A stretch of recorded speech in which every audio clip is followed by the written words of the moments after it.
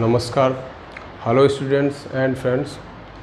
आज हम देखेंगे 9th क्लास के फर्स्ट चैप्टर का पहला लेसन, जो कि सिलेबस का पहला चैप्टर है, फ्रांसीसी क्रांति कारण एवं परिणाम। तो फ्रांसीसी क्रांति एक ऐसी दुनियाई क्रांति थी जिसने पहली बार स्वतंत्रता, समानता और बंधुत्व जैसे नारे दिए, जिससे कि पूरे विश्व में एक तरफ तो असमानता की दूर हुई, दूसरी तरफ राष्ट्रवाद का भी विकास हुआ।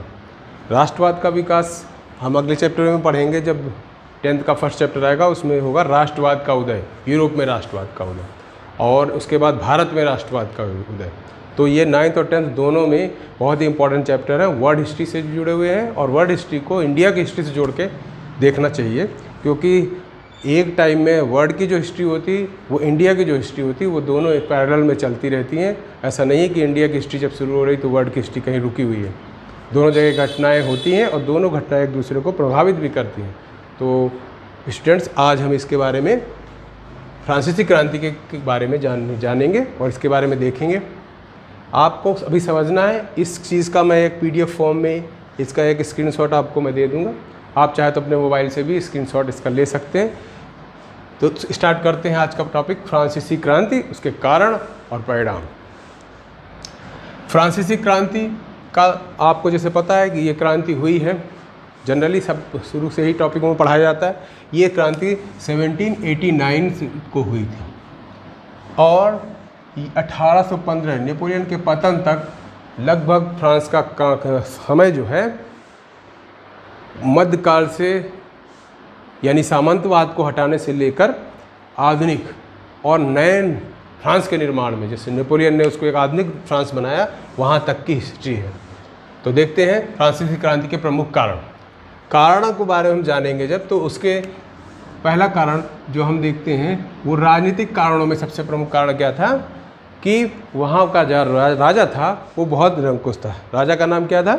राजा लुई 16वां राजा था।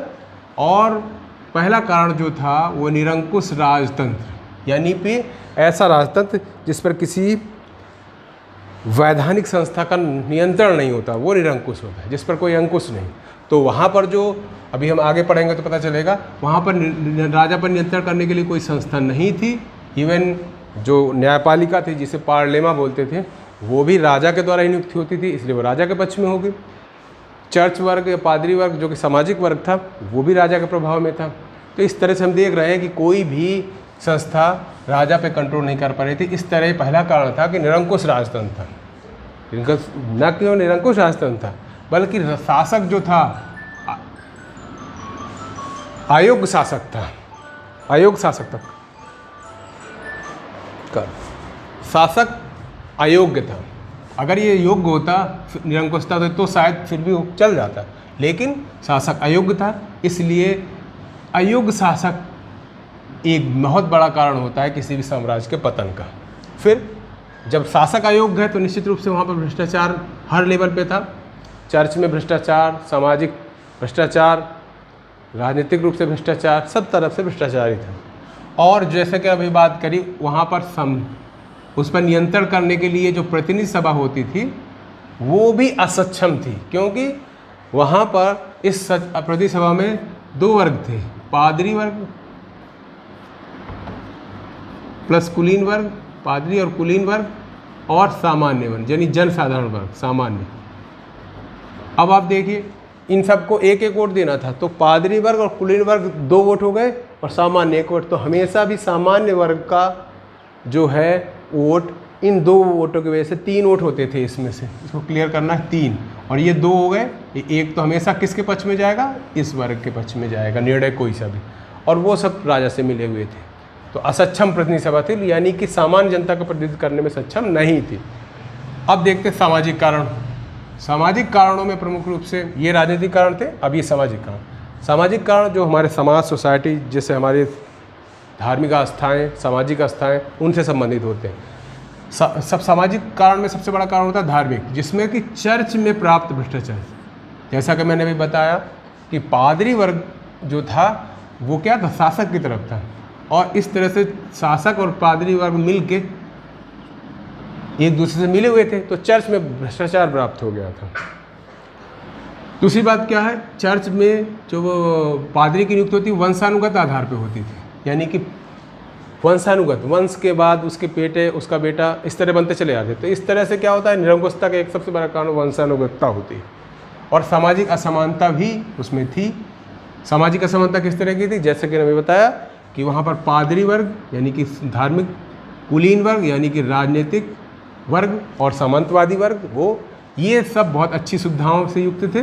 और बाकी जो सामान्य वर्ग था वो बहुत ज़्यादा टैक्स के बोझ के तरह दबा हुआ था।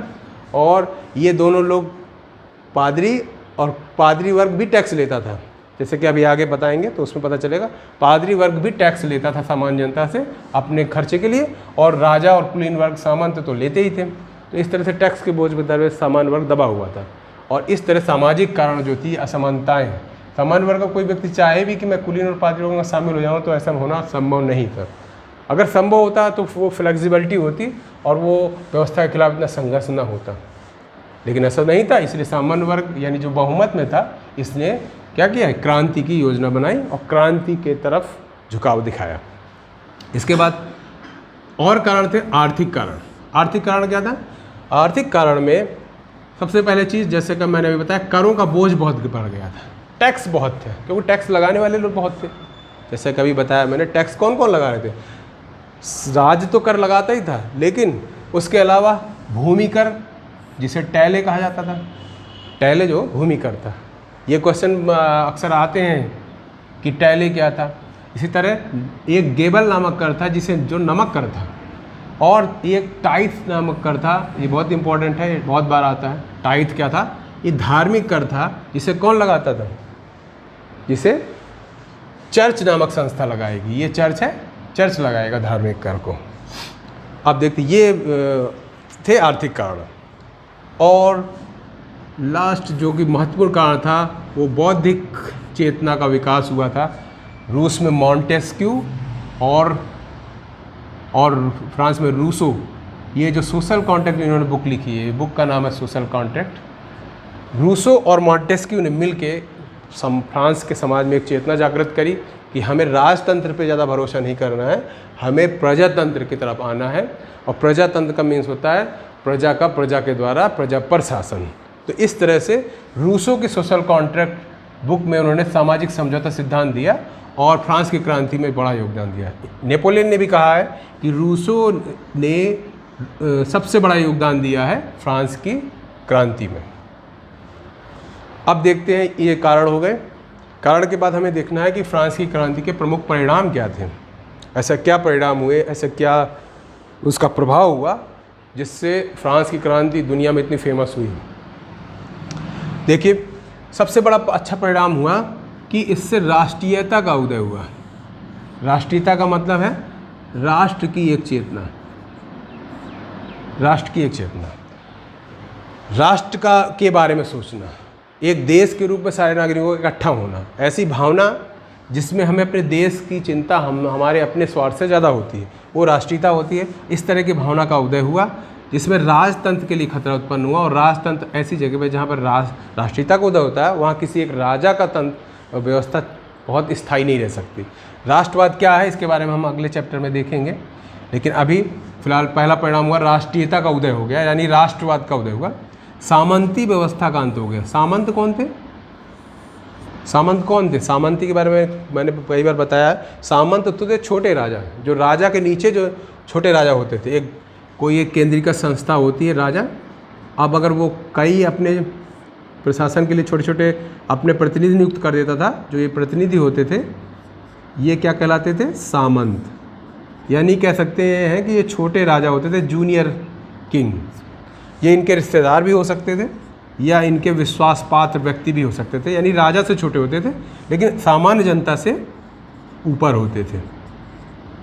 सामान्य वर्ग की जनता से ये ऊपर होते थे और राजा से छोटे होते थे। क्लियर। फ्रांस की क्रांति का एक और बहुत परिणाम हुआ, जैसे मैंने बताया, स्वतंत्रता, समानता और बंधुत्व। ये नारा दिया गया कि सभी के लिए स्वतंत्रता, सभी नागरिकों के लिए समानता का अधिकार और सभी फ्रांस के व्यक्तियों में भाईचारे की भावना, यानी बंधुत्व की भावना, ब्रदरहुड की भावना। एक और विशेष परिणाम हुआ सेकुलर राज्य और चर्च के अधिकारों की कटौती कर दी गई, चर्च के अधिकारों को बल्कि समाप्ति कर दी। चर्च का बहुत बड़ा मिडल पीरियड में यूरोप में चर्च बहुत ही महत्वपूर्ण संस्था थी। उसका राजा के साथ संबंध थे, टैक्स सिस्टम में उसका बड़ा योगदान था और शिक्षा में चर्च का अधिकार था, यानी शिक्षा देने का अधिकार, शिक्षा का सिलेबस बनाने का पूरा जो अधिकार था वो चर्च के पास था और अपने हिसाब से वो शिक्षा के सिलेबस बनाते थे। तो इसी तरह चर्च के अधिकारों में कटौती कर दी गई और शिक्षा को यहाँ से निकाल दिया गया। इनके अधिकार क्षेत्र में नहीं, शिक्षा राज्य का विषय हो गया, शिक्षा राज्य का विषय बना दिया गया। यानी इस पे अब चर्च नहीं बताएगा क्या पढ़ाना है, वो राज्य अपने आप सोचेगा। तो निश्चित रूप से वो धार्मिक शिक्षा से बजाय वो वैज्ञानिक शिक्षा की ओर जाएंगे, तार्किक शिक्षा की ओर ले जाएंगे राज्य। तो ये एक बहुत बड़ा परिणाम हुआ। और सेकुलर राज्य यानी कि चर्च के हस्तक्षेप से मुक्त राज्य, तो चर्च अनावश्यक हस्तक्षेप नहीं कर सकता, केवल धार्मिक जो भावनाएं हैं उनके आधार पर वो उनको धार्मिक प्रतीकों का संचालन कर सकता है, लेकिन वो राजनीतिक रूप से या आर्थिक रूप से या शैक्षिक रूप से उसको प्रभावित नहीं कर सकता। ये इसमें किया गया। फिर इसके साथ साथ सबसे महत्वपूर्ण परिणाम तो यही था कि राजतंत्र की समाप्ति कर दी गई और उदारवादी प्रजातंत्र का प्रारंभ हुआ। ये इम्पोर्टेंट था क्योंकि जब राजतंत्र की समाप्ति हो गई तो प्रजा का शासन स्टार्ट हुआ और प्रतिनिधि सभा की स्थापना करी गई। प्रतिनिधि सभा में चुने हुए लोग आए और उन्होंने एक प्रजातंत्र बनाया। तो इस तरह से हम ये देख रहे हैं कि इस पाठ में हमने समझा कि फ्रांस की क्रांति के प्रमुख कारण और परिणाम क्या थे। ठीक है, इसमें मैं एक बार दोबारा देख लेते हैं जल्दी से। कारण क्या थे? राजनीतिक कारण थे कि निरंकुश राजतंत्र था। राजा कौन था? लुई 16। वो अयोग्य शासक था, तो दूसरा कारण हुआ अयोग्य शासक। तीसरा, वो एक भ्रष्टाचारी शासक भी था और उसके समय में चर्च में भी, सेना में भी और सामंत वर्ग में भी सब जगह भ्रष्टाचार फैला हुआ था। और जो प्रतिनिधि सभा होती थी, जो वहाँ की एक निर्वाचन संस्था थी, जो कानून बनाने की संस्था थी या अप्रूव करने की संस्था थी, वो भी असक्षम थी। यानी राजा के सामने उसका कोई भी विशेष रोल नहीं था, क्योंकि वहाँ पर पादरी वर्ग और कुलीन वर्ग का ज़्यादा योगदान रहता था। और फिर सामाजिक कारणों में चर्च में भ्रष्टाचार बहुत व्याप्त हो गया, लोग चर्च के खिलाफ हो गए और वंशागत अधिकार जो थे उनके खिलाफ लोग हो गए, क्योंकि बहुत सारे योग्य व्यक्तियों ने कहा कि हमें भी तो मौका मिलना चाहिए, तो वो वंशानुगत की वजह से नहीं मिल रहा था। और सामाजिक असमानता, क्योंकि पादरी और कुलीन और सामान्य वर्ग में बहुत अंतर था और ये दोनों आपस में मिले हुए थे, इसलिए सामान्य वर्ग जो कि बहुमत में था उसने ये क्रांति का रास्ता अपनाया। आर्थिक कारण में करों का बोझ, धार्मिक कर, टाइथ, नमक कर, गेबल, भूमि कर, टैले और बौद्धिक चेतना मॉन्टेस्क्यू ने और रूसों ने फैलाई। इन्होंने बुक लिखी, बहुत सारे समाचार पत्रों में लेख लिखे कि ये राजतंत्र किसी भी तरह जनता के हित में नहीं है, इसलिए हमें क्या करना है, इस चीज़ को हटाने की कोशिश करना है। और इसके बाद परिणाम मैंने बताया, परिणाम में क्या, राष्ट्रवाद का उदय हुआ। सामंती व्यवस्था, जो यहाँ सामंती व्यवस्था मैंने बताई, उसका समाप्त हो गई। स्वतंत्रता, समानता, बंधुत्व का नारा दिया गया और इसको पालन कराने की कोशिश की गई। सेकुलर राज्य की स्थापना की गई और धार्मिक रूप से चर्च के अधिकारों को समाप्त कर दिया गया और शिक्षा को राज्य का विषय बना दिया गया। राजतंत्र की समाप्ति कर दी गई और उदारवादी प्रजातंत्र का प्रारंभ हुआ। Is that clear? तो ये सारी चीज़ें हमने आज देखी फ्रांसीसी क्रांति के कारण और परिणाम में। नेक्स्ट वीडियो में मैं आपको फ्रांस की क्रांति की प्रमुख घटनाएं बताऊंगा और इसके अलावा मैं आपको बताऊंगा नेपोलियन का उदय किन परिस्थितियों में हुआ, इसके बारे में मैं आपको बताऊंगा। तो ये दो चीज़ें बताऊंगा और इससे संबंधित इसका मैं स्क्रीनशॉट आपके व्हाट्सएप में शेयर कर दूंगा जिन बच्चों को चाहिए। और इन दोनों का एक सेपरेट वीडियो, चूँकि बहुत बड़ा चैप्टर है, इसको बहुत बड़े चैप्टर को मैंने इस छोटे से एक वीडियो में समेटने का प्रयास किया है और ये इतने से उसमें पूरी मेन बातें आ गई हैं। तो इसको आप बार बार देखें वीडियो को और इसे समझने की कोशिश करें और इसके आधार पर नोट्स बनाने की कोशिश करें। धन्यवाद।